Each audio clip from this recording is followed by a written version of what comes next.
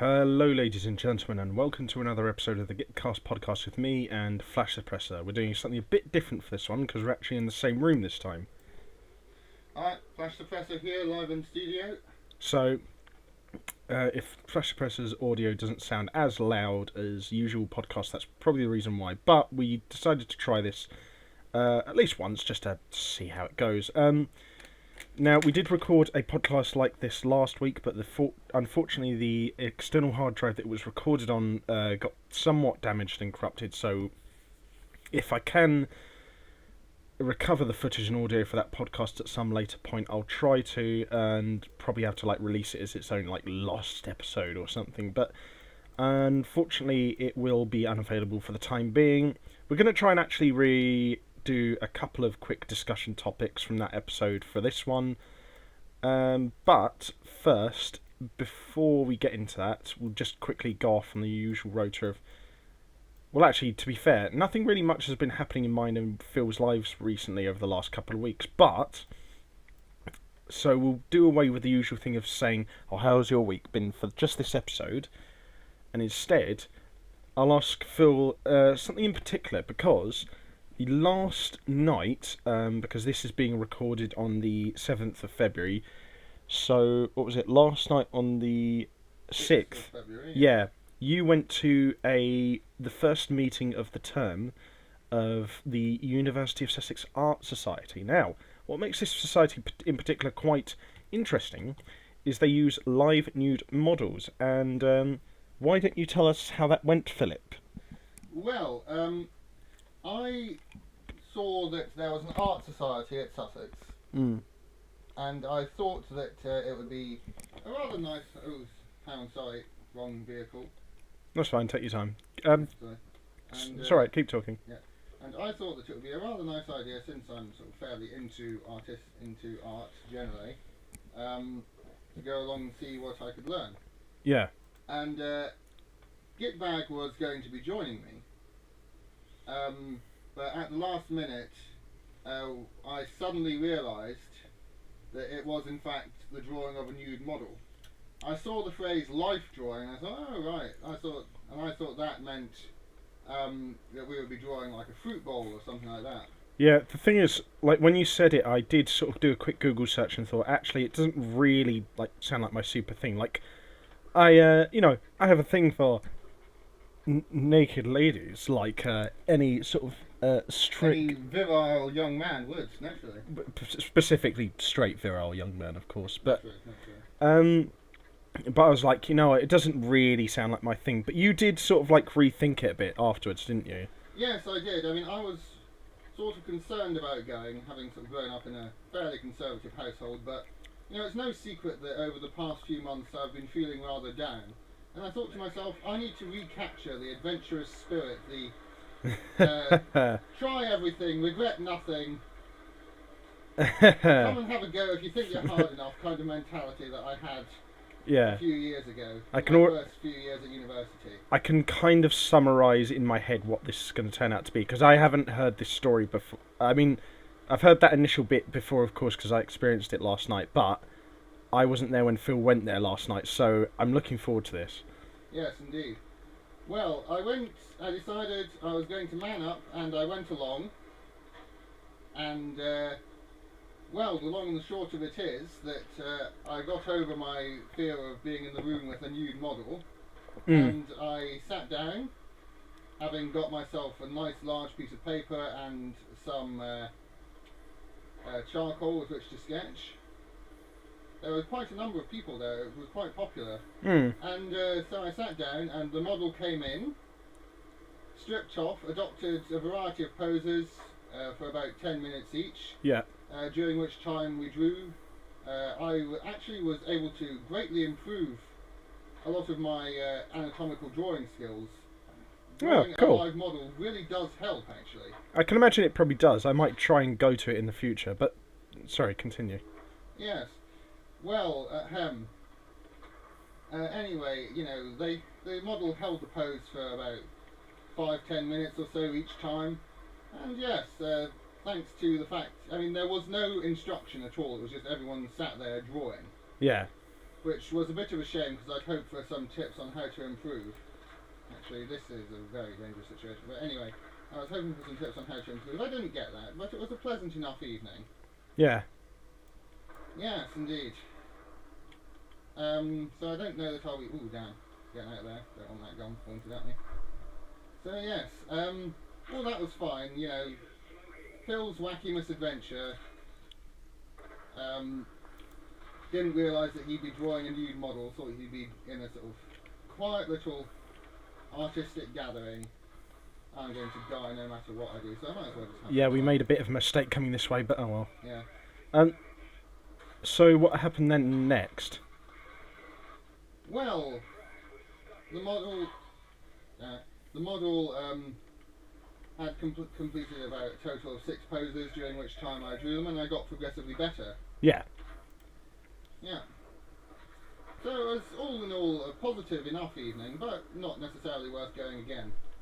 Wait. I dare say the greatest takeaway from this Yeah. is that I now know what a circumcised penis looks like. Oh wait, it was a male model. It was a male model. Aha. Now, see, I knew there was something you weren't letting on just yet, and I thought it would be something really fucking crazy, like the themselves on like the stool or whatever. But yeah, actually, yeah, no, I guess some live drawing sessions do use male models. Actually, to be fair, they would. yeah, okay. It's important. Yeah, so all in all, it was a sort of fairly. It was an evening that was fairly unremarkable, other than my initial prevarication, and then suddenly just sort of realising that it would in fact be a male model. Well, at least you tried something different, I guess. Which doesn't bother me. No. It wouldn't have bothered me any more than the female one. Everyone's naked at some point, I guess. But yeah, at least you tried doing a hobby that's, you know, a bit different. Life drawing is quite sort of, you know, it's very sort of like rooted in sort of like old Renaissance era sort of art. So I guess you know, that being, of course, not of our time, would be a bit of a shock. But you know, at least you tried something different, right? Yeah, totally. No, I mean, I'm not embarrassed about it at all. No. Not anymore. I mean, I had the sort of initial sort of concern about it, but yeah, nothing untoward happened. I might try Just a sort of rather quiet evening. I might try a session of it myself in the future if I can pluck up the fortitude. Yeah. So moving on from that, the other topic that we discussed the other night in the podcast that has unfortunately been lost was the subject of near-death experiences. The reason why I thought we should bring that up next after your experience with the Art Society is because, well, it's kind of an experience. Although in this case, near-death experiences are probably a bit more extreme than looking at an uncircumcised dong. So. Well, no, circumcised it was. Oh, circumcised dong. Actually, you can barely see it. It's not actually that awkward when you do it. Yeah. All right. I get the picture. Fucking hell. Jesus. So Phil has 2 near-death experiences, and I have one. And one of Phil's is about the same level of extremity as my single near-death experience is. But he also has another one that is considerably more extreme. So we'll go with Phil's mild one, then my story, and then Phil's extreme one. How about that? Sounds like a plan. All right. So, my mild near-death experience story is fairly mild in that my death was not really on the cards, but there was extreme physical danger both to myself and to my younger sister, who might even have been mortally wounded had things gone slightly differently. Right. We were visiting a German town in Saxony called Zeifen, sometime in around Easter. And Zeifen is famous for basically being the town where all the German Christmas decorations were invented. Just to contextualise, when was this and how old were you and your sister at the time? I must have been 10 or 11, I think. And my younger sister, therefore, was 3 or 4. So this was about... This must have been about 2006. Probably. Right, okay, yeah. Yeah. So that was... So yes, we had a nice little trip around looking at all the old German Christmas decoration manufacturing places. And one thing that we did to amuse my younger sister was we went to the summer toboggan run. So basically it's a metal lined trench that snakes down the hillside, and you go on little wheeled carts down it. All fairly tame enough. Yes, but on this occasion things went badly wrong. We went down and we were going quite fast, almost uncontrollably fast. Yeah. Yes, hold on. Nice. Just fall back behind that road. Yeah, So what exactly went wrong then? well, we were heading around the corner, and suddenly, with my little sister sitting in front of me on the cart flipped over backwards. I landed and was, for the first time in my life, properly winded, landing on the floor of the trench. Ooh. The cart flew some distance away, as did my young sister, Yeah. and she landed in some bushes, and she came out with a nasty gash on her forehead, Yeah. which was dripping blood. Actually, I'm gonna head back to base, but Yeah, me too, actually. I'm not equipped to handle this situation. aside from that, was she otherwise unharmed?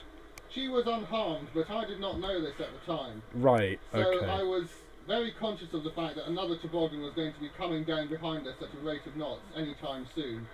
So I managed to get my little sister back onto the... Damn it. Onto the toboggan in time. Onto the toboggan before the other cart came, and we trundled sedately down back to the ticket booth.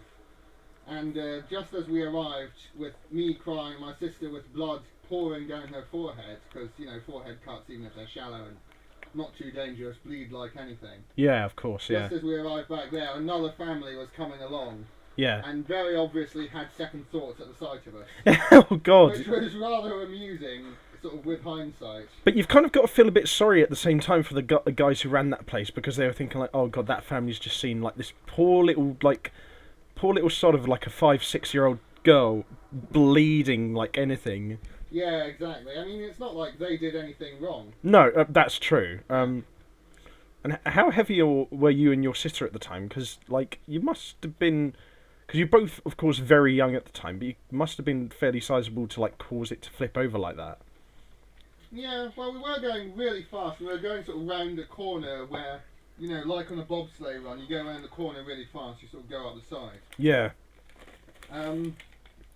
Yeah, but I was sort of fairly overweight at the time, which probably didn't help, but... Yeah, and she was still fairly small and light. But yeah, we were just going too fast. I think we sort of nearly went off the edge of the track, and that caused it to sort of flip over, with me obviously at the back, providing the heaviest weight to sort of pivot, and my little sister very nearly sort of being catapulted. Must have been a fair distance away. But yes, that is genuinely one of the most stressed experiences of my life. God damn, I feel I should go back in time and tell 11-year-old Phil stop eating so many damn strudels and fucking cannolis. In fairness, I did have some lovely apple strudels in that time. Yeah, a good apple strudel is always really nice, actually. Yeah, I can't deny it. It's like just with like some sour cream or something on the side. Well, my near-death experience is also somewhat mild when you look at it in hindsight, and to be fair, it also kind of involves somewhat capsizing something as well. But mine happened in Greece, and it happened on water, actually. This was sometime in like 2012. I'd gone on holiday with my mum to the island of Kefalonia, just off the coast of Greece. What happened? And oh yes, and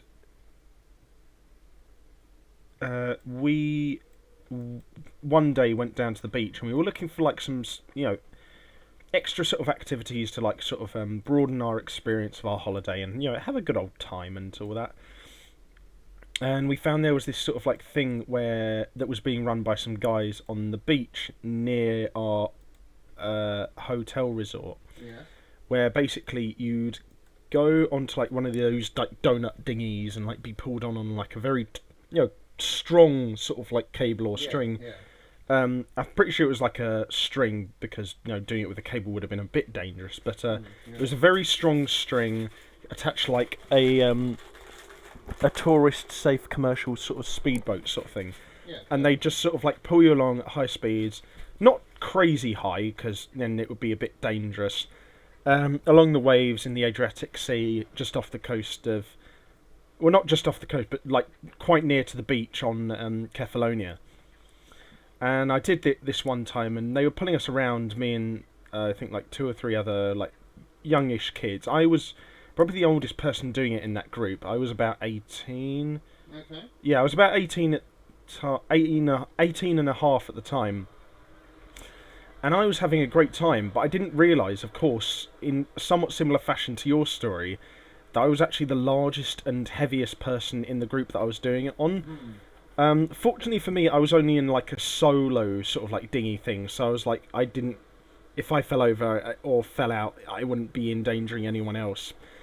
But I'm a bit absent-minded sometimes, and so I was just having loads of fun, like rocking around, and I was leaning my head into some of the movements and some of the waves as well. Yeah. And one time I did it a bit too heavily, of course, not realising that I'm fairly heavy. Ended up flipping myself over so much so that the when I came out of the donut dinghy itself did like a barrel spin like several times over as Wow. as I flew out of it, and I flew some miles an hour head first sideways on into the Adriatic Sea, and basically twatted myself on the head onto like one of the waves. I mean, I'm not saying they were like proper big full-on waves. They were like pretty mild sort of small ones you'd see at a normal beach in the Mediterranean on a normal sunny day. But it sort of hit it at some speed, so it dazed me. So I just sort of figured, right, what's the best thing to do here? Probably just to stay calm and just try and float. And I sort of floated up, and then the guys on the boat came back and rescued me, put me on the boat, and took me back to the shore. And I mean, bless their souls, they were just like running this thing to get earn a bit of money off of the English, German, and Dutch tourists that come to Kefalonia every summer. But but when I got back to the shore, I could see in their eyes they were fucking terrified, because you think like if a young British tourist gets killed or injured on their thingy-majig or their holiday sort of tour thing, they're screwed. Like, that's their business, getting a huge amount of ugly press that they just don't need. And but like, to be fair, it was also partly my fault in a certain way, and I did still have great fun anyway. My mum was very concerned, so she treated me to like a lunch of like proper like the old traditional kebab of like that Greco-Turkish style where it's like chunks of meat like grilled and stuff with like bulgur wheat and all that. So in the end, I was all right. But at the time, in the first few minutes after it happened, of course, I was a bit like you with your story, where I was just like, oh shit, I could be in some deep, steep dirt here. Yeah. In hindsight, though, it actually wasn't as bad as I think it would have been. So, yeah. But unlike your second story, it would seem. I'm only saying that because I've heard this story a couple of times now, but Yes, indeed. yeah, your second story is a little bit more extreme than both of those, I think, combined. I think so, yes. Well, it was at Legoland. I was 5, I believe. It was the first time I'd ever been to Legoland. I went to Legoland Denmark with my parents on holiday. So this would have been about like 2001 or something. Yes, basically. It was before my little sister was... In fact, yes, it was the summer in which my mother was pregnant with my younger sister. So actually, no, it would be 2002. Sorry, 2002. So I must have been 6, actually. Yes, I was 6. 2002, my mother was pregnant with my younger sister. And yes, on the first day there, we'd sort of been around, we'd seen the nice little models and so on, gone on one of the sort of, I think we went on the water splash ride first or something, and then we came to the Dragon Castle ride. You know, every Legoland has one. You sort of go around on the little sort of Lego dragon train, and it starts off sort of fairly tame, then it goes out into the sort of proper roller coaster bit. Anyway, we queued up and we got to the dragon train thing, and fortunately enough, or unfortunately, as it would turn out, my father and I were in the front row of the front carriage, my mother in the row behind. Now, I jumped in, my father followed, and we were off. And we trundled along through the nice little sort of models, as you do. And, yeah, it was all going fine. It was all fine, nothing untoward. And then suddenly, of course, you accelerate and you shoot out into the huge, proper roller coaster area. And, well, the thing is, I had hopped on into the front carriage, being 6, not sort of being fully aware of what it would be like, never having been on a roller coaster before, never mind anything else. And unfortunately, in that particular compartment of that particular carriage, there was no safety bar that comes down to hold people in. Mm. So, yeah. At first it didn't really matter because it was so tame. My father didn't realise anything was wrong. But, yeah, as soon as it shot out, the G-forces on some of those roller coasters are quite extreme. So my father had to have his arm tight around me and holding on with his other arm for dear life to the other side of the carriage. Jesus. And it's fortunate I was with him. If I'd been with my mother, she could not have held on to both of us. Because your mum's not as much of a tank as your dad is, really.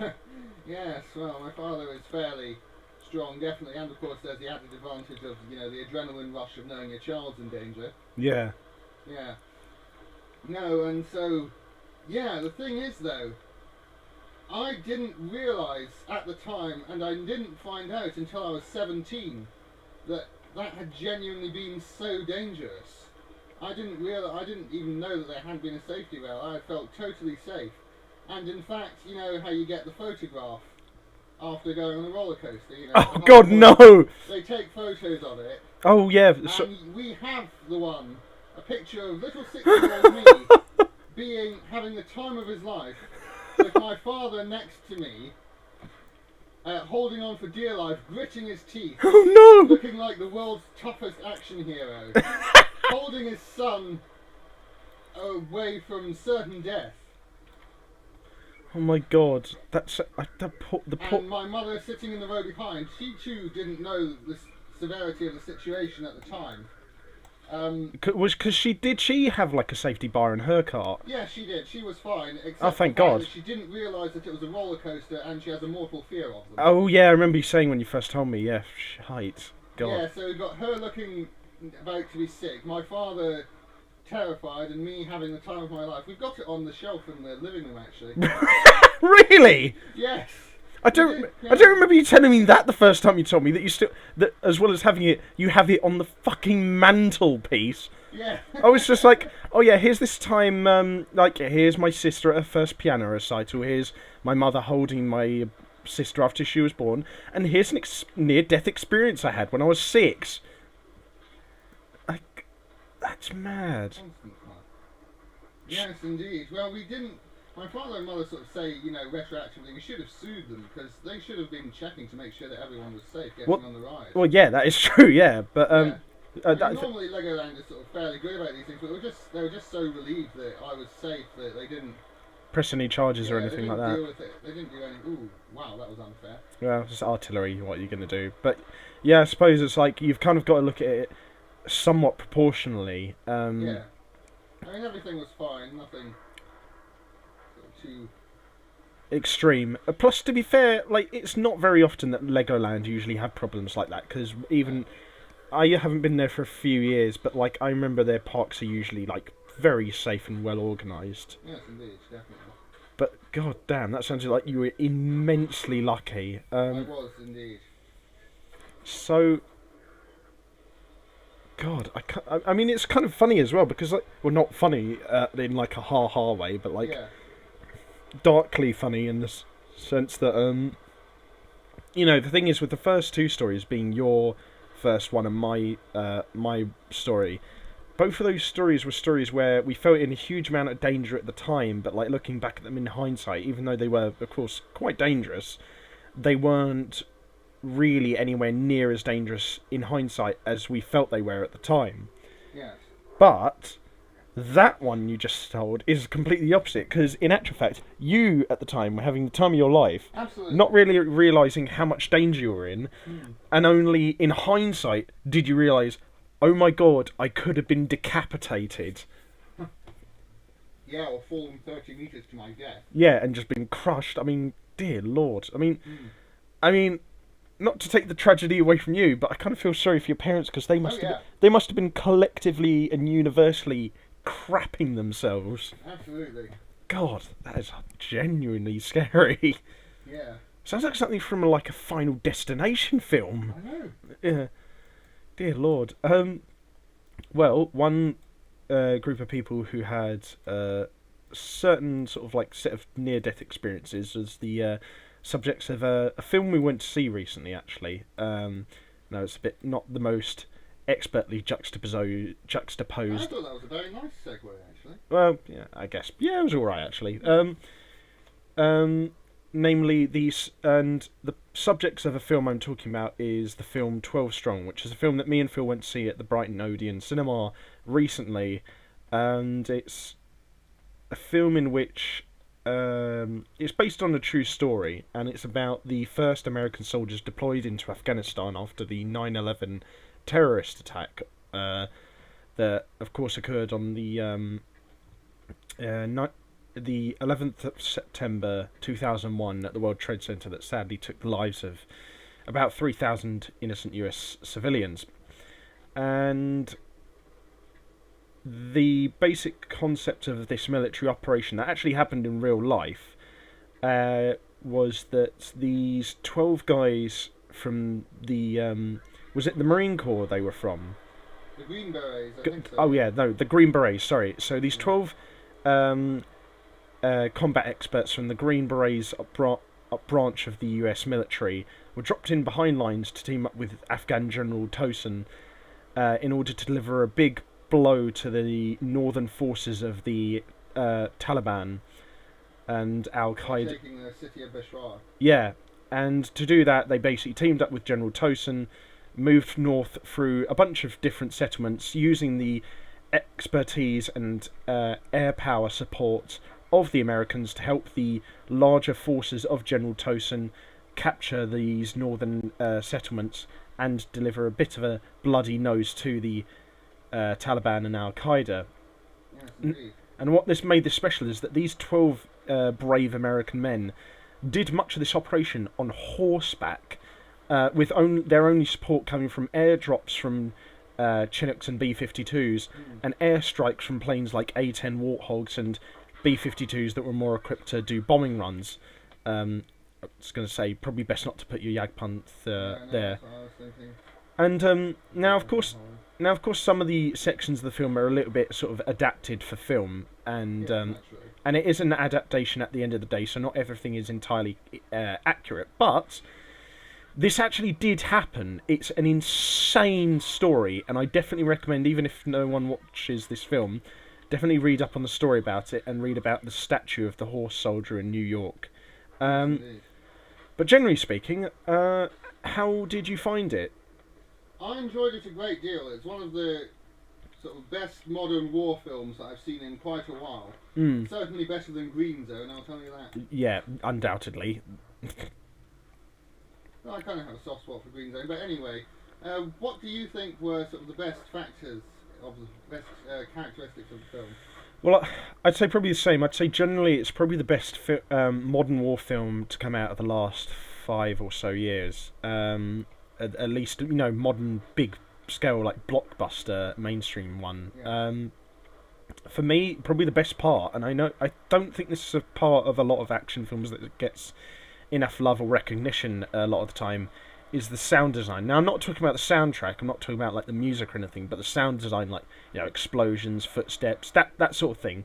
Because the sound design in this film is just beyond brilliant. It is indeed. Go and see it in the cinema if you can. Yeah, because like the thing is, a film like this that has somewhat generic acting here and there, and not always the most consistently amazing writing, you know, will need to rely on the atmosphere building and sort of the most famous actors in the film to sort of really carry the atmosphere. Unfortunately, actors like Michael Shannon and Chris Hemsworth do really, really well throughout the film. Yes, indeed. And the atmosphere that is set by the sound design that's accompanying their performances is just top notch. Really, really fantastic. What do you think? Yes, definitely. I mean, I think as well as the sound design, which every single gunshot. I mean, it sounds realistic. They didn't just use the average sort of generic gunshot noises. They really well done. They really Thanks. They really went all out with getting the sound design just right. It really cracks. Every single explosion makes you sort of jump in your seat, even when you know it's coming. Yeah. And it fills you with such a thrill to see and hear it together. It's really well done. I think to sort of carry on from that, the camera work I thought was good. I really liked the fact that they did so many close-up shots. Not close-ups, like sort of M. Night Shyamalan level close-ups, but close-ups of the kind that made you feel like you were going in the action. Yeah. Which is sort of thanks largely to the fact that these days you have cameras of a quality that can allow that and make it look good. Yeah.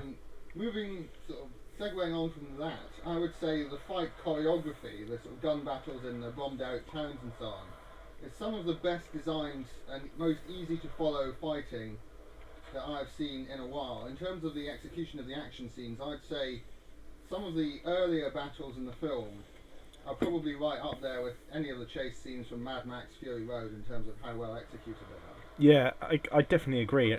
And what I quite like as well is that some of these macho sort of like action films will sometimes fall in the rota of like getting too obsessed with like close quarter combat. Now it's fine if it's like an action film like say a Steven Seagal or a Chuck Norris film where it's just like it's fiction, but like considering this is based off of a real event in a real sort of life location, it makes sense I think to try and play it as realistic as you can. And what I quite liked in the action choreography is that there was very little, if any, close quarter combat at all, because Afghanistan, people forget, it's actually quite a large country, and it's not the most heavily populated country, so there's quite a lot of open sort of like ranges, either in the plains or in the mountains, for people to shoot over. So most of the combat occurs either medium or long range, but despite that sort of distance of combat between the Americans and Northern Alliance on one side and the Al-Qaeda forces on the other side, you still get a real sense of intensity because the danger is like so amped up by some of the performances and, like you said, the camera work and sound design. Yes, indeed. It reminded me a lot of a book that I read that I've shown to you called Gurkha by Colour Sergeant Kailash Limbu, where he basically describes intersecting with a series of flashbacks about his training and so on, his deployment to an outpost in the middle of nowhere in Afghanistan. And yeah, I mean, the Gurkhas in that talk about how they want to get up close and fight with their kukris, but it all takes place at long range, and so many modern action films forget that. Especially considering that by the time that the events of 12 Strong took place, war was starting to go quite digital. So, even though there's still a lot of even though there was still a fair amount of like fighting on horseback during that particular operation, and they also used some fairly straightforward tactics on the part of General Towson and his Northern Alliance Brigade. Yeah. There was still a clear use and appreciation of like modern rifles as well as like old-fashioned versions of the AK-47, as well as the use of air power, as you mentioned before. So like represented like modern warfare, at least in a 2001 context, in a very accurate way, I thought. I would say like, I don't know if like the horses were used as much on the part of the Americans as they were in the film, but they obviously were used very heavily, so I don't mind it so much, including of course the admittance that it is an adaptation of a real world event, so it's going to have to take maybe a handful of liberties now and again in order to convey a cinematic story, just so long as it doesn't completely take the piss, really. Yeah, definitely, and it really doesn't do that. It doesn't shy away from showing some of the grimness of the war. It doesn't shy away from showing the horror of living under Taliban rule. Which was, really quite nasty, and like the main villain, who's like sort of slightly one of the more higher ups in the Taliban, is you don't see much of him, but the little you do see of him, he is a nasty piece of work. Oh yeah, definitely.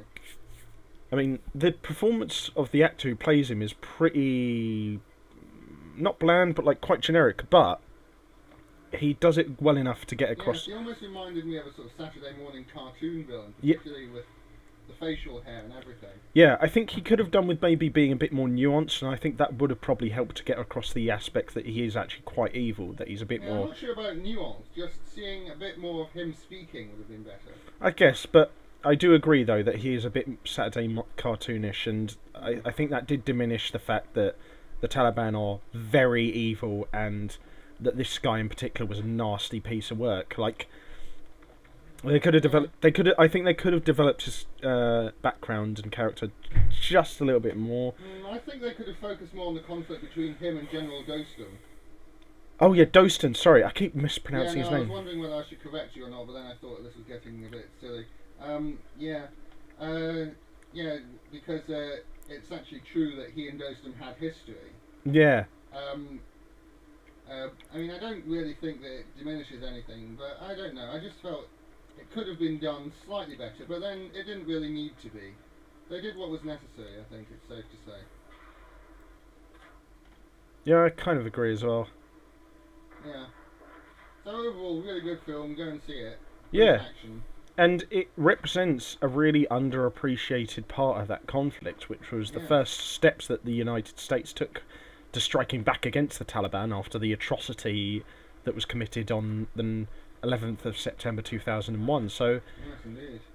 it's quite a proud moment in the history of the American Armed Forces, in particular the Green Berets. So I definitely think it deserves a bit of recognition and appreciation what these men did for their country, really. Maybe I'm getting a bit I wouldn't say patriotic because I'm not American at all, but like, you get what I mean, though. Yes, I do. I sort of understand the. I'm wary of glorifying the military. Yeah, yeah. I don't want to go too far in that direction, but to be fair, the Taliban are incredibly nasty and evil, and this was a sort of pretty heroic and brave thing that these guys did. Yeah. Like, they could have, like, we talk about our near-death experiences. These guys were literally riding on horseback into the teeth of fire from RPK machine guns, BM-52 rocket launchers, and AK-47. So they were putting their lives on the line in a pretty sort of open and hair-raising manner, really, weren't they? Well, yes.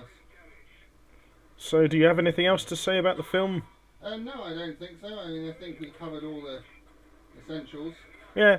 It's a pretty straightforward film, to be honest. The best part of what else to say is just for you guys to go see it for yourselves. And I definitely think, even though it's a mainstream sort of like action film, it definitely deserves a bit of support. Absolutely, yes.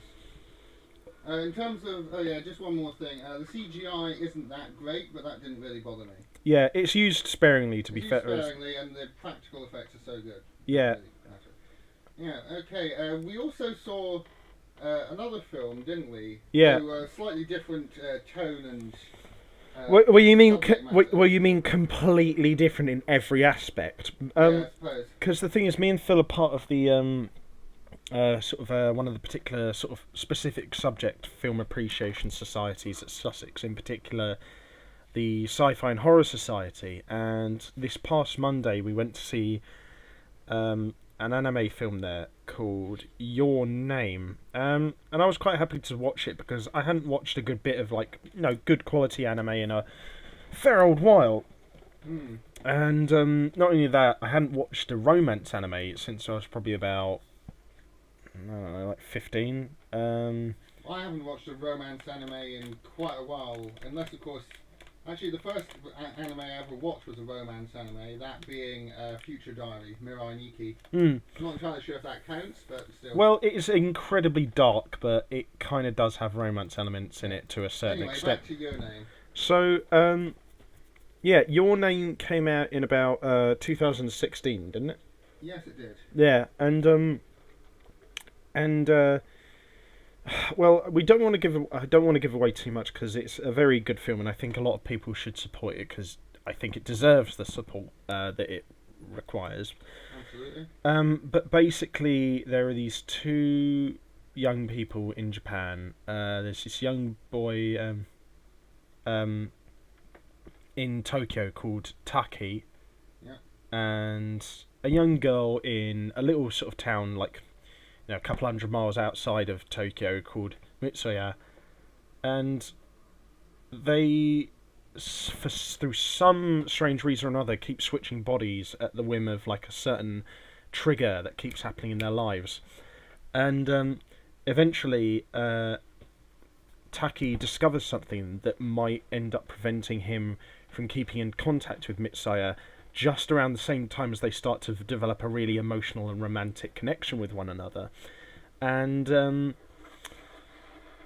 I think I'll leave it at that because, to be honest with you, I don't really want to reveal too much of the story because the story really is like one of the, I'd say, top 3 things to draw people into it, because it is very good. It's got a nice concept and it reveals plot twists just at the right points throughout the film, and it's not just got like one plot twist and leaves it at that. It's got quite a few, but it doesn't like drop them all at once. It like drops them sparingly. Yes, indeed. Though that actually leads into my only criticism, and I'll just get it out of the way now. It's Right. actually not even a criticism, it's just a stylistic observation, really. Right. The third act takes up more than half the film, really. I've noticed that with quite a lot of Japanese films. Actually, yeah, that's true. Yeah, I noticed that as well. I mean, maybe it's just a cultural thing, do you think? Maybe, or maybe it's becoming sort of more common. Is it sort of also happening in Western media to some extent? I don't think it's happening as much in Western media because, like, we've been more compartmentalised to look at films in that sort of way, where you have the intro, the middle section where things progress towards the conclusion, and then the conclusion itself. But the Japanese, I think, like to sort of like reach thoughtful conclusions about sort of the story at hand. Hence the reason why sometimes, not all the time, but sometimes their third acts in particularly large-scale anime films like this can reach quite some distance of time. Yes, indeed. I mean, I sort of felt like it was a bit drawn out, maybe, but then again, everything in there was necessary and relevant. Yeah. It's purely a stylistic matter. Yeah, there's a difference between having a lot of weight behind something and it just being a bit overblown, I think. Yes, and in this case, it definitely is having weight behind it. Yeah. Yeah, definitely. So I think I'll leave the story at that because, like I said, the story is absolutely fantastic, and I want people to go and experience it for themselves. Yeah. It's currently, I think, it is on Amazon. I think the Amazon have got both the Japanese original audio with like English subtitles as well as the redone English dub. So there's a couple of versions for people out there to try. I mean, personally, I tend to usually go for dubs just for sake of practicality, so I can understand what the characters are saying. But I will admit that I do personally think the Japanese version in this particular film is a little bit easier to listen to, just based solely on the fact that the English actors for the English version didn't do the absolute best job. And indeed, there are many jokes in it that rely on an appreciation of the Japanese language that would only really work with subtitles. Yeah, that's the thing. I tend to prefer to listen to... Oh, shit, I just spilled some cocoa for myself, not to worry. There are some jokes in animes I've watched where they do rely on the Japanese language for contextual sort of, appreciation. And the thing is, I generally tend to go for dubs anyway, just for sake of understanding what the characters in this film are saying, because I don't speak Japanese, I speak English.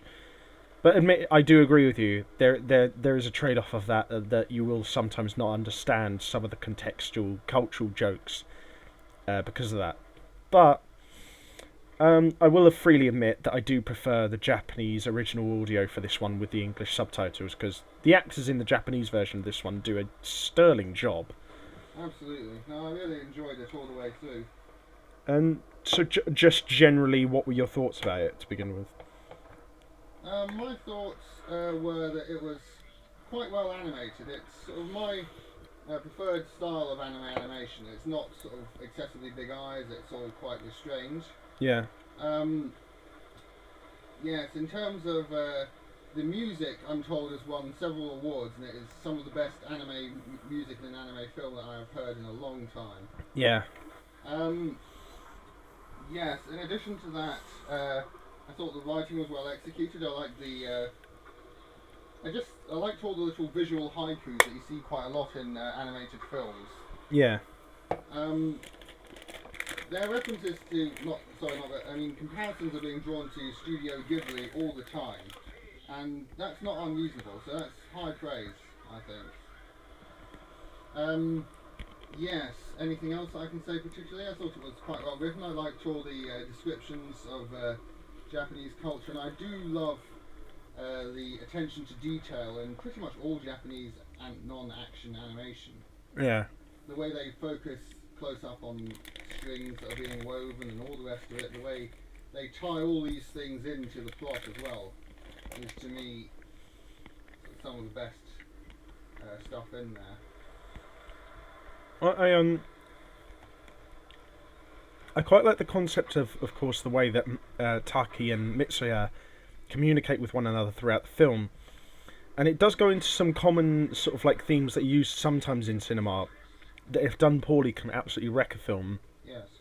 And there are elements of how they communicate in this film that really don't make much sense, but they're kind of like presented in a way where the main focus is still on the relationship between the two characters, how they practically communicate with each other, and of course their relationship and how they eventually come together in the end of the film.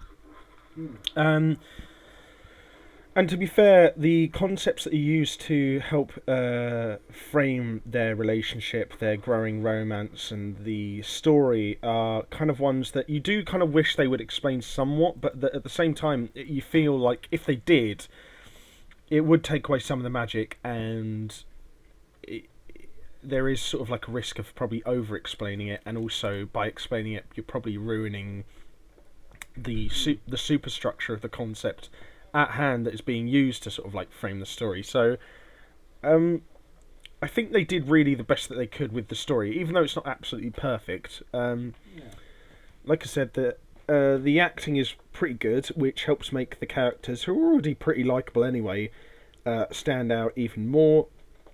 I would go even further on the animation though. I'd say it's actually genuinely great. I absolutely loved the animation in this film, because during the more quieter moments it's more subdued, it's a bit more archetypal of like that sort of film, but when the action we should probably say that this is traditional hand-drawn animation. Yeah, it's not like... And interestingly enough, I've discovered that it is in fact the 7th highest grossing sort of traditional animation film ever. Yeah, there is some sort of mild CGI, but it's not like the kind of CGI that's used to animate something. It's only CGI that's used to sort of really emphasise a certain aspect of the drawing in the background or in the foreground.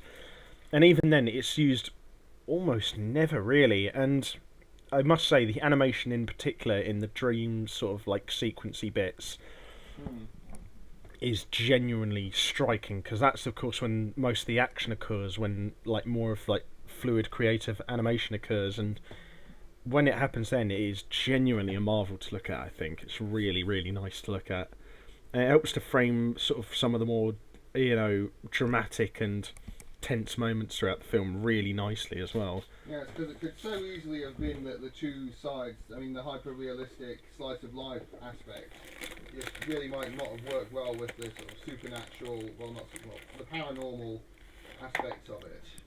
But the animation works well for both of them. It's really well done. The use of colour is brilliant. The use of lighting as well is great. Definitely, no, it's really good. It is actually, in fact, the highest grossing Japanese animated film ever. That's genuinely mad. Like even more than like My Neighbor Totoro or... That's what I was going to say. Any Ghibli film, yeah. Even more than Spirited Away. Even more than Spirited Away, which is the only Japanese film to ever win an Oscar. Even more than the first... Japanese animated even... Man. Even more than like even more than Nausicaa and the Valley of the Wind. even more than Princess Kaguya, even more than any of the others that you can name. Even more than any of the Lupin the Third films. God, that's mad.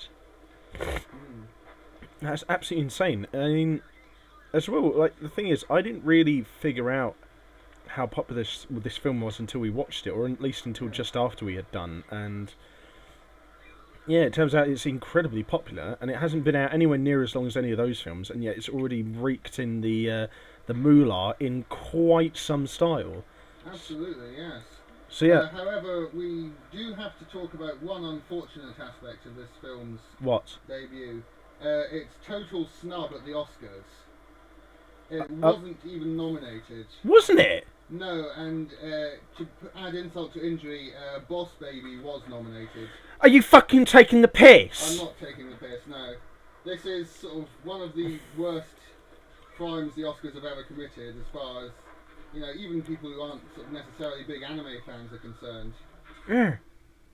It really is just the total representation of the fact that the Oscars don't get animation, they certainly don't get Japanese animation. That's why the viewership of the Oscars has gone down so much in recent years. Yeah, definitely. That's because they keep doing crap like that, and it's just like...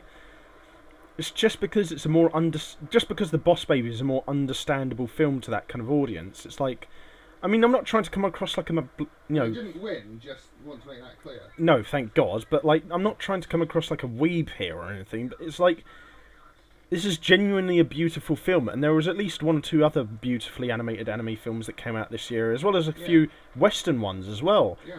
And the fact that Boss Baby got nominated is genuinely sickening, because that might be one of the most generic kids' comedy films to come out of at least the last decade, and it beats out several beautifully animated films that either tackle romance or like war in a unique way, or tackle a certain subject that animation or those sort of films haven't discussed in much depth before. It's genuinely infuriating. And genuinely makes me actually quite angry. Oh, that really does make me quite mad. I mean, how did you feel when you first read that? I hadn't seen the film at that point, so my outrage was somewhat less, but not by much. I mean, it is genuinely just a total admission that the Oscars are sort of American-centric. They aren't what they purport to be, and, you know, it's just the final nail in the idea that they are at all based on any kind of merit. Yeah, and they're literally just based on what's most popular. Yeah. I mean... previously, you know, even if the winner of the actual awards didn't really matter too much, you know, you could at least say that being nominated was a genuine honour, because you had to be at least vaguely good. Yeah. But if Boss Baby is nominated and this is not, then, you know, even that's out the window. Well, if you just want a bit of a slightly earlier context as to why the Oscars have been going down for the last few years, just keep this in mind. When that really crappy Lone Ranger film was released in 2013, that got nominated for Best Art Direction and Costume Design. Not having seen it, I can't say whether that was justified or not. I know it was a terrible film, sort of plot-wise, but Phil, well received. But Phil, look at it, and also keep in mind that it's a post-2010, what's his name film? The guy who plays the main character. Johnny Depp? Yeah. Well, yeah, not the main character. Well, he's sort of the main character. Yes, I know what you mean. Yeah. No, I'm not a fan of Johnny Depp's acting just generally. Yeah. That's why I didn't bother going to see it. But from what I saw of it, it looked sort of like a almost B-movie level. I honestly think the original Lone Ranger films from the 1930s or whenever it was were more visually appealing, and I put more effort into it. God, well, I think that's enough rant for now, because we both got quite heated there. Actually, a part of the thing I wanted to talk about that kind of continues on to the theme of film, and we'll just talk about it quickly. And this is something I thought about after we had watched 12 Strong. Yes. Is I think the justification of getting angry is something based on the fact that it's an adaptation of a certain thing into a movie. Because Yes. I genuinely think that you should try and adapt something as faithfully as you can, be it a real life event, a video game, or a book or something. That's interesting. I mean, we've previously disagreed on that with in terms of adapting novels to the big screen. With me advocating more faithfulness. Yeah, but the thing is, here's the thing. I think should try to be as faithful as you can, but on the odd occasion, you will need to cut out or alter certain things that are being adapted, just so you can make a good film. Now, I don't think this should be a supplement for the entirety of the adaptation. Yes, definitely. But it should definitely be used as a supplementation, because adaptations of certain events or books or whatever, like, say, 12 Strong, or, Yes. Well, I think the best thing to say there is, have you heard of the author Simon Scarrow? Who's that? He's written a number of historical novels about Wellington and Napoleon, and about fictional Roman soldiers in the Roman world. Yeah. I really like them. They're some of my favourite historical fiction. But in his words, historical fiction is fiction first, historical second. Yeah. You've got to sort of make the narrative flow, otherwise, there's no point. Yeah, which is why some adaptation into books or TV or films. What particular issue do you have, sort of adaptation-wise or historical accuracy-wise, regarding 12 Strong? Well, nothing. I just think it's a bit overly dramatised sometimes. But the thing is, the reason why I'm saying that is because some of the additions or adaptations that 12 Strong I think did were, necessary to not just making a wholesale, biographical adaptation of the film, but more so just a good film that portrayed the events of that operation fairly and accurately. It did it adapted what it needed to do and did no more than that. And I would say that's the example of a good historical adaptation into a film. Whereas, say, a bad example would be The Patriot, which might just be the most inaccurate representation of any military conflicts I've ever seen. Because, one half of the film you have the British fighting against the American revolutionaries really well, and then the next minute, just because Mel Gibson suddenly gets into his head that he wants to start fighting for his country, all of a sudden the British can fight like a pack of cheese and literally can't aim their muskets for their lives. Yeah, sort of Pirates of the Caribbean levels of incompetence. I would have said Stormtrooper, but Pirates of the Caribbean is more sort of appropriate for the time period. Yeah, and that is the example of something I would say that is a bad historical adaptation, because there's literally a moment where where his character runs up to another character who was a real person in real life, but is so altered in the film that he might as well just be a completely different figure. Yes. And Mel Gibson literally stabs him through the heart with the American flag, and it's like, yes, nothing like that ever happened. And especially at that particular battle, and in fact, in that particular battle, in the last fight scene in The Patriot, they get almost everything about that particular conflict completely wrong. And it's just it's literally only there for a dramatic conclusion and a dramatic confrontation between Mel Gibson and the main villain of the film, who in real life actually just kind of had somewhat unfortunate events thrown on him. Yeah, the whole thing that got him the reputation and the nickname The Butcher was kind of on accident in a weird way. Because the Americans had surrendered, and then either a musket went off by accident or one of the men did actually fire at the British, and the British cavalry then proceeded to kill them all. Yes, and so he kind of, in the end he did kind of roll with it, and he did do a couple of nasty things, but... Yeah, but burning people alive in a church...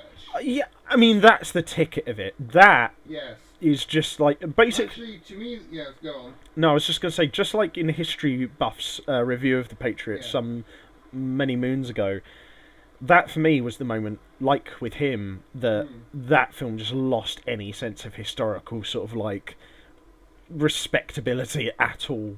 Yes, indeed. It's also insulting to Americans, particularly black Americans. Oh, fully, It's done. there is just no attempt to sort of tackle the issue. And the chap who Mel Gibson's character is based on Was a slave owner.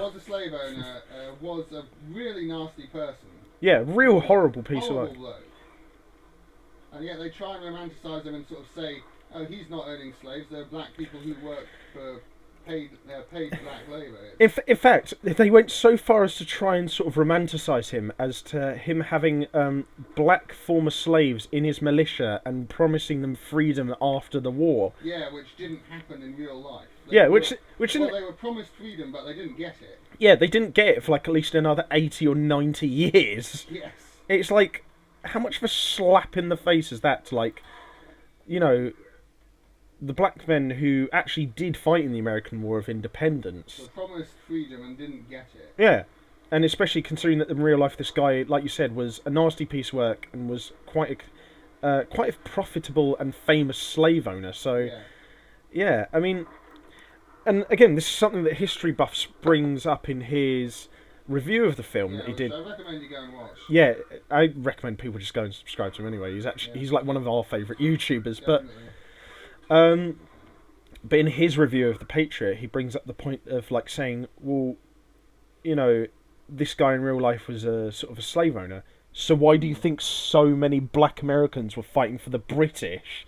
Yes. Because why do you think there are so many black people in Canada to this day? They all fled there. Yeah, because there was quite not a wholesale chunk, but like a considerable chunk of the American independence forces that were, you know, run by slave owners. So yeah. Of course. I mean, to their credit, I have to say, when I went to America in the summer, I was sort of fully expecting this kind of level of romanticisation and whitewashing of history in the museums. But no, in fairness, it's not sort of brick-bashing in all the museums about the American Revolution and so on. They go into full detail. They sort of fully say that as far as, you know, most black people were concerned, the red uniform was a symbol of freedom. And they say that, you know, they were slave owners. They say that, you know, there were many... hard to say whether it's mainly or not, that's a big historical debate, but, you know, there certainly were strong economic incentives to seek independence, rather than purely ideological. And, you know, it wasn't as if all American colonists wanted independence. Yeah. Yeah, which, again, History Buffs brings up in the review. And the thing is, that's the difference, I think, between that and 12 Strong of a good historical adaptation, or just really any adaptation of any sort, in that you're presenting the source material in an accurate way, but allowing for some mild adaptation so that it can be fitted onto the silver screen. Because the thing is, with 12 Strong, they do dramatise and, you know, perhaps overemphasise a couple of smaller aspects, but they mainly do it to frame it in a way that where it can be actually understood and viewed properly on the silver screen, and as a result, it makes for a mostly accurate cinematic experience of a historic event that, you know, is still somewhat... It stays true to the spirit of it, yeah, that is which the Patriot fails to do completely. Yeah, which is still watchable, and I'd say that if a similar thing had been done of like a book or a video game as well, yes. And not only that, but it's like on just like a more basic cinematic storytelling level, the Americans in 12 Strong aren't completely without fault. They make tactical mistakes. They make somewhat poor political decisions in regards to their relationships with the Northern Alliance. They are shown to not be entirely perfect. That's fine, because I want to see a hero who isn't entirely perfect, who makes mistakes now and again, so I can empathise with them, because, let's face it, you know, not everyone's perfect, and we all make mistakes. And the men who participated in that operation admitted themselves as such, and I applaud them for doing that, because they're not only brave, but they're good, honest men as well.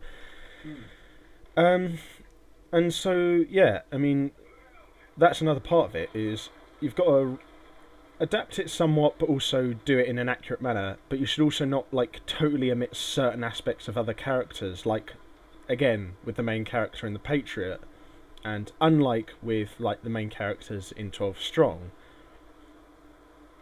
Yes, indeed, definitely. The characters in 12 Strong are really quite well done. Mm. One of my issues was that obviously, a fairly short film. I think it's barely over 2 hours, if that. Yeah. Obviously doesn't have time to give proper characterization to all 12 people on the squad. Yeah. Actually, that would, I would say, would probably be my other major criticism of 12 Strong. Yes, but I don't really see how else you could do it. I mean, I don't think that you could really do like a Band of Brothers or a No. kind of thing. No, not when you're doing just like a normal blockbuster action film. I think they gave them all sort of some decent. You could recognise each of them. Yeah. They were distinct, and they focused on the captain, the sergeant, and one of the men. Yeah. Who were all fleshed out quite well, which is fair. Even the other ones that weren't fleshed out, like you said, were at least recognisable, and I think yes.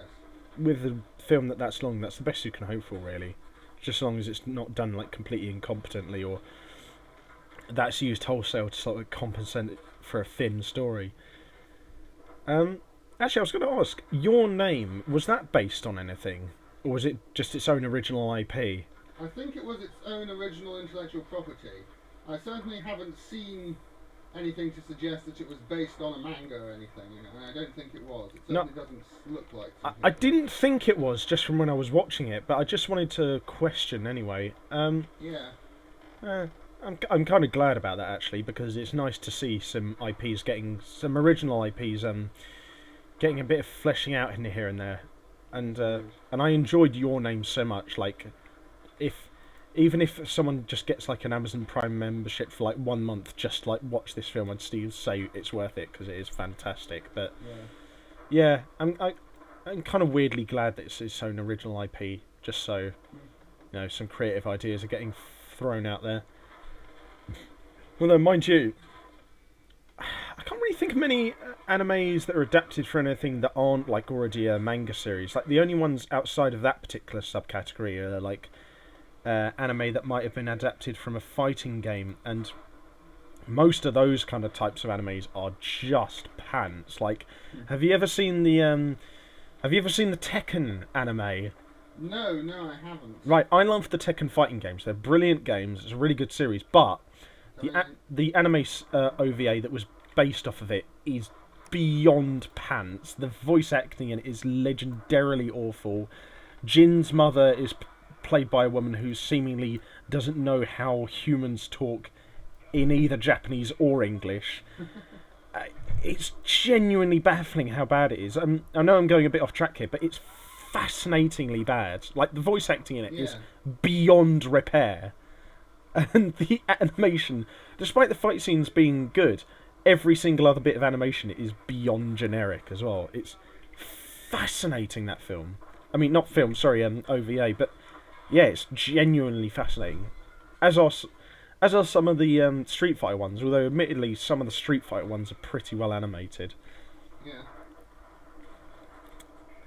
I mean, have you ever watched any sort of like other anime series that are based off of something like that? No, I can't. I'm drawing a blank on that one, I'm afraid. Yeah. Damn it. All right. I thought I could take this boat. Well, I think I've kind of run out of like discussion topics for now, unless you've got anything else to add. No, I think this is sort of. I think we've sort of covered everything that we covered in the Lost podcast, plus several other things actually. So yeah, I think there was a couple of sort of minor I think there was a couple of minor things in the Lost episode of the podcast that we didn't bring up here, but we added in some new stuff as well. Yeah, but I think we supplemented it with a lot of new stuff, and to be fair, it's like these kind of technical issues happen sometimes. So, but and to be fair, I think the gameplay we had in the background this time, while not amazing, was certainly better. Yeah, it was at least better than the last one. For myself, it was better. Yeah, I at least got like 1 kill and did some damage. Yeah, and I at least survived a couple of battles this time. So, yes, if anyone did enjoy this podcast, be sure to leave a like, comment, share, and subscribe. As always, if you have any suggestions for future discussion topics in future episodes of the Gitcast podcast, or any ideas for any other kinds of videos on this channel, again, leave a comment to give your ideas and all that sort of stuff. Be sure to check out my social media platforms in the video description below, and to give any extra support as well as that. And also my other YouTube channels in the description as well, which I'll be putting links to down there below. And I'll also be putting a link to Phil's new YouTube channel where he reviews books. It's a very different thing to my channel, so if you're interested in that sort of thing, give it a check out. Even if you're not, just give it a brief look and see what you think. Thank you. And yeah, until next time, I've been Gitbag the Right. I hope you've enjoyed this episode as much as me and Phil have enjoyed making it. Stay safe, don't do anything we wouldn't do, and until next time, we'll see you guys on the battlefield, I guess. See you there. Bye-bye. Bye-bye for now. Oh my god, finally, we actually did an outro that was actually somewhat stable and not a complete shit show. Yeah.